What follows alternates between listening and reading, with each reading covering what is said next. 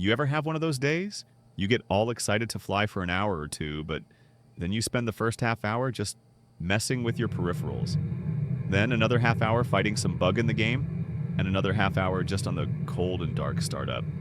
By the time everything's finally ready, you don't even feel like flying anymore. The thing is, what makes these peripherals good or bad? It's all about the software. So, hey, feel free to jump in the comments and rant about the terrible software from all the gear you've ever used. I could say this a million times. The core of flight sim hardware is the software. And you guys probably still wouldn't listen. Because you're all just mesmerized by the shiny looks and the cheap prices, and you completely forget about the most important part, the software.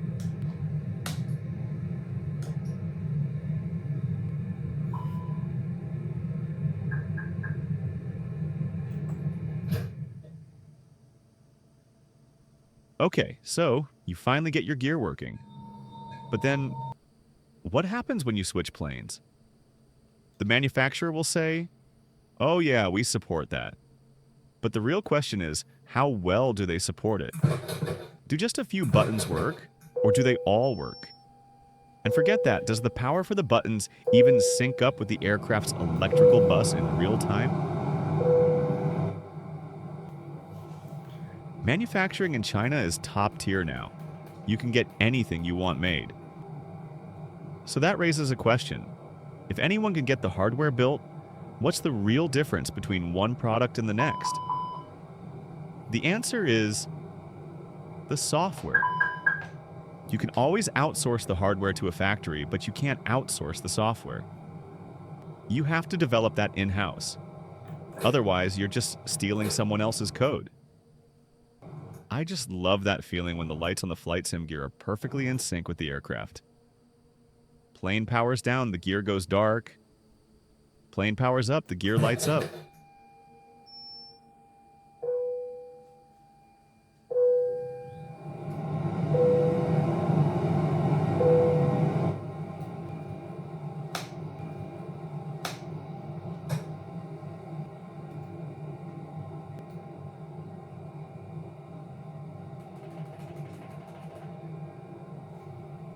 You know, if I hadn't been writing the software for this overhead panel, I never would have realized it.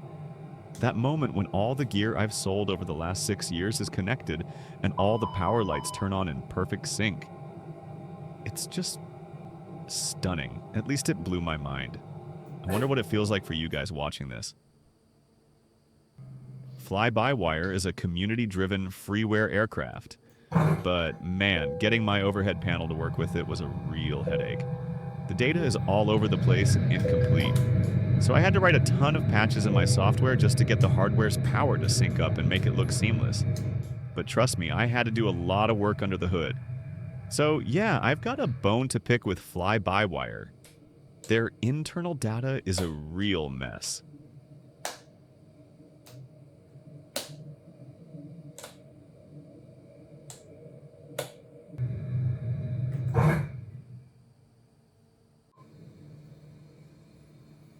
And the iniBuilds A350 is also super unfriendly to hardware. Their MCDUs across their entire product line don't output any screen data at all, so no hardware manufacturer can access what's on their MCDU screens.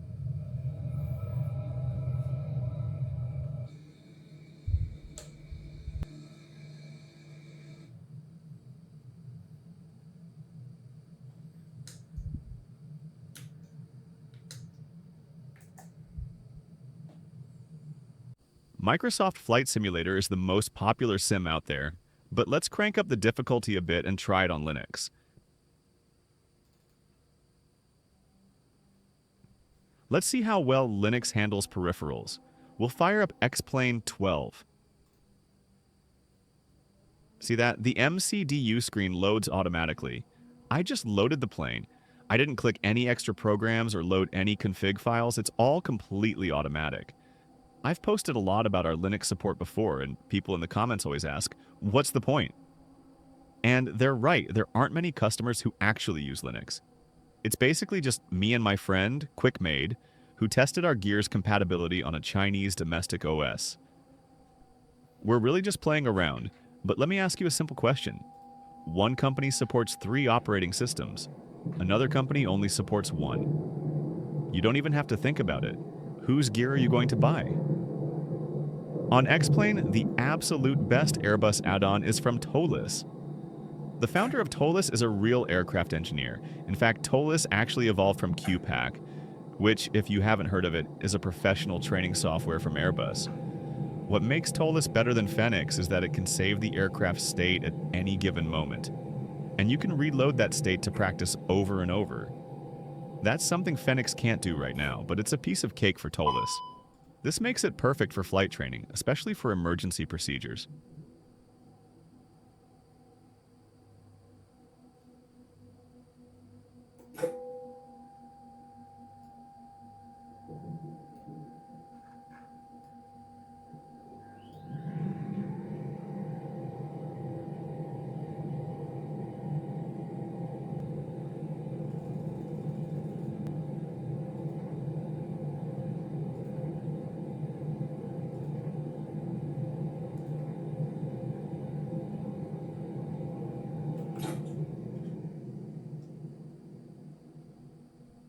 This perfect light sync on Linux, it's exactly the same as on Windows, no difference at all. Because I made the software compatible across all 3 operating systems, they all behave identically. So what you see on Linux is exactly what you get on Windows.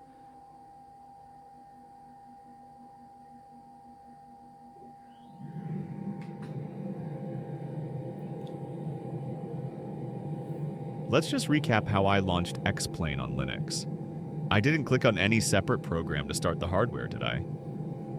I just launched X-Plane, and bam, all the hardware just lit up by itself. And when I cut the power, bam, all the lights on the gear went off. It all happens automatically.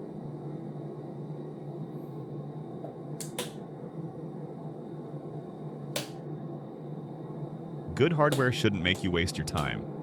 Once it's set up, you should just be able to fly your plane.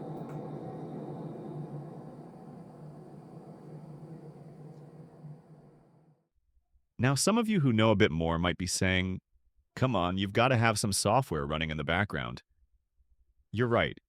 But first, let me show you the software that other people, like the small shop peripheral makers with no R&D, make you use MobiFlight.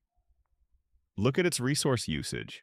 117 plus 36 megs of RAM, and that's not even counting the CPU load. And by the way, MobiFlight's core performance improvement, I'm the guy who wrote them back in the day. Yeah, you heard that right. I'm one of the authors of its core modules. You don't have to believe me, but I'm still not impressed with it. Now, all this hardware you saw earlier is controlled by this one single program. This one right here on the screen. The memory usage, well, it's right there. I don't need to say anything. And the CPU usage, you can see it for yourself. The difference is huge. You can do the math.